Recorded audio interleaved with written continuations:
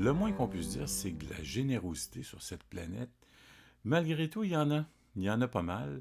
Et moi, dans l'univers de la musique, mais si vous êtes nouveau sur cette chaîne, sachez que mon plaisir, c'est de partager avec vous des découvertes que je trouve à gauche, à droite, surtout des gratuités, mais des gratuités aussi qui vont peut-être amener votre créativité musicale à de nouvelles directives, de nouvelles directions ou de nouveaux standards pour agrandir un peu notre façon de penser et de faire de la musique surtout.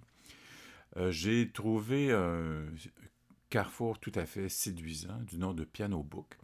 Encore une fois, si vous êtes nouveau sur cette chaîne, ce que je fais principalement, c'est qu'à partir du moment où je trouve des éléments signifiants pour moi, ben, je les intègre ici, je vous les présente simplement en jouant quelques sons, en donnant quelques items, quelques éléments clés du logiciel ou dans l'environnement d'accueil. Généralement, ces éléments ici de Piano Book sont sous format contact. De plus en plus d'instruments sont convertis donc sous format Descent Sampler, qui est une version, un lecteur complètement gratuit, qui est un beau concoctage du compositeur et pianiste américain David Illowitz, qui est responsable donc d'une bonne quantité de propositions artistiques sur le site Piano Book. Sachez que Piano Book, ben, c'est avant tout une collectivité, une communauté de créateurs, de créatifs, de gens qui s'intéressent au son, à la façon de penser l'écoute, à l'environnement sonore, à la musique, évidemment.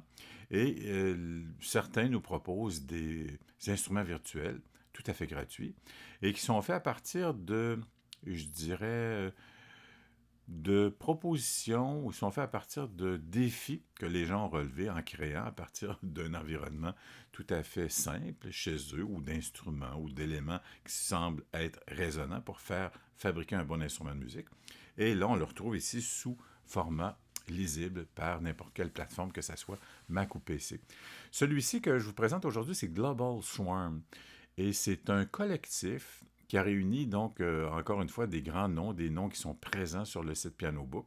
Je vous donnerai d'ailleurs le lien pour aller comprendre et lire un peu l'histoire de celui-là. Swarm, c'est une façon de mettre des éléments agités, mais de façon peut-être un peu aléatoire, sans avoir nécessairement une rythmique. Ça fait penser un peu à un nassin d'abeille. Vous savez quand tout bouge, puis tout bouge de façon qui nous semble un peu désordonnée, mais où il y a de la vie, où il y a de l'action. Et le Swarm, donc c'est donc ça. Et Global Swarm, ça a donc été un objectif d'aller sur le site Piano Book, d'aller chercher des instruments virtuels qui déjà proposent ce genre de qualité.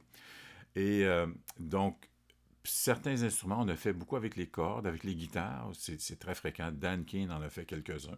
J'ai d'ailleurs fait une proposition en ce sens. Frédéric Poirier, compositeur français, en a quelques-uns. Et on retrouve ici, sous l'environnement d'accueil, donc je suis ici sous Macintosh avec Apple Logic, mais je pourrais être sur Ableton, peu importe, puisque le logiciel, en fait le lecteur contact, est natif, abordable sur toutes les plateformes, que ce soit PC ou Macintosh, peu importe. Donc, vous aurez ici, dans l'environnement d'accueil, quelques éléments. Ici, GTR pour guitare, STR pour string, WIND pour wind instrument, donc clarinette, flûte, ce genre de choses-là. SYN pour son synthétique. PERC, évidemment, pour percussion. MISC pour divers, je dirais. Miscellaneous. Je pense que c'est comme ça qu'on prononce en anglais. Et vous aurez ici, tout en haut, la panoramisation, gauche-droite. Après ça, ici, vous avez l'élément de volume qui représente un potentiomètre. Et à la droite, des éléments qu'on appelle Attack and Release, qui sont associés à la RVRB pour le reverb et EXP pour expression, donc le volume global. Ici, Attack, c'est donc pour l'attaque, la mise en valeur des sons que vous allez sélectionner. Release, donc, c'est pour le relâchement, le retirement des sons, une fois que vous retirez vos doigts de la touche. Et ici, on retrouve donc les deux niveaux. Ce que vous avez entendu en guise d'introduction, c'est simplement ça. J'appuie sur un accord de sol mineur avec le Fa, mineur 7. Je viens chercher un Mi bémol en bas.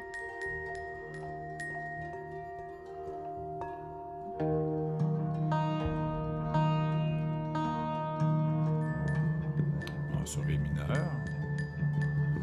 Donc Donc, vous voyez, en haut, on a toutes sortes de petites clochettes qui représentent un peu des glocks ou des choses comme ça. Ici, on a vraiment les guitares. Ça, vous l'aurez ici. Et on peut donc négocier le volume de chacun. Si la guitare, je la souhaite plus en avant ou plus en retrait, vous voyez que là. Et après ça, le L pour left, R pour droite. Donc, si vous avez effectivement des écouteurs, c'est évident.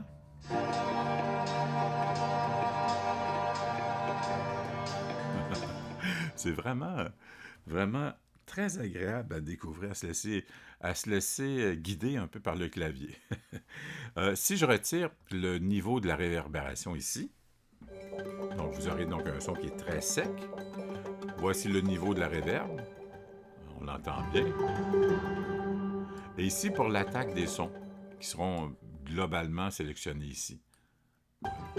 Ici, on a une attaque directe. Une attaque vraiment tout en douceur. Même chose pour le relâchement ici. Chose particulière ici dans EXP, vous verrez que en négociant cet élément, le potentiomètre, vous verrez que ça affecte un peu une couleur particulière dans la gestion des sons qui sont là. Si je reprends, disons, exemple, l'accord de sol mineur.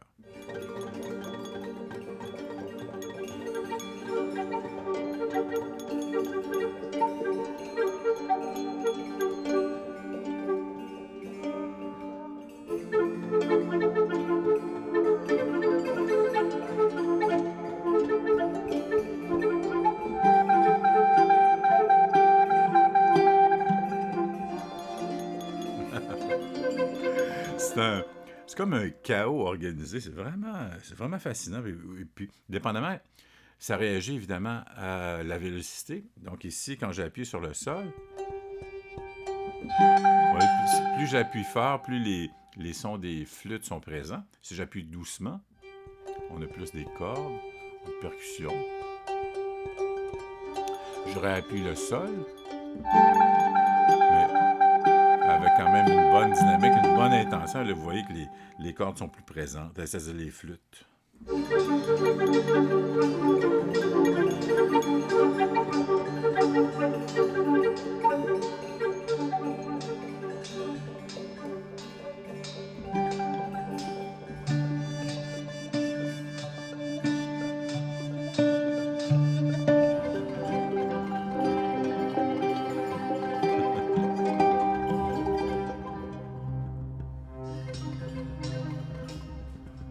Ce qu'on remarque en jouant, puis peut-être en travaillant aussi avec l'instrument virtuel comme tel, c'est effectivement, est-ce que c'est un instrument qui évolue bien dans un climat harmonique quand même plus dense, plus complexe, ou simplement par des tenues?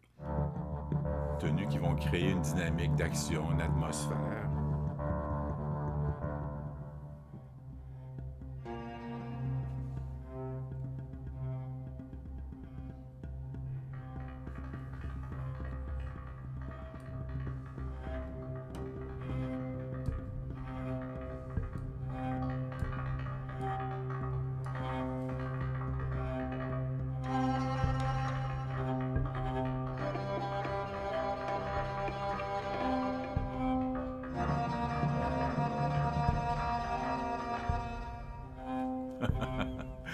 Global Swarm, quelle belle idée, belle complicité de créatifs réunis autour du merveilleux site Piano Book. Je vous invite d'ailleurs à aller faire un tour, c'est vraiment saisissant.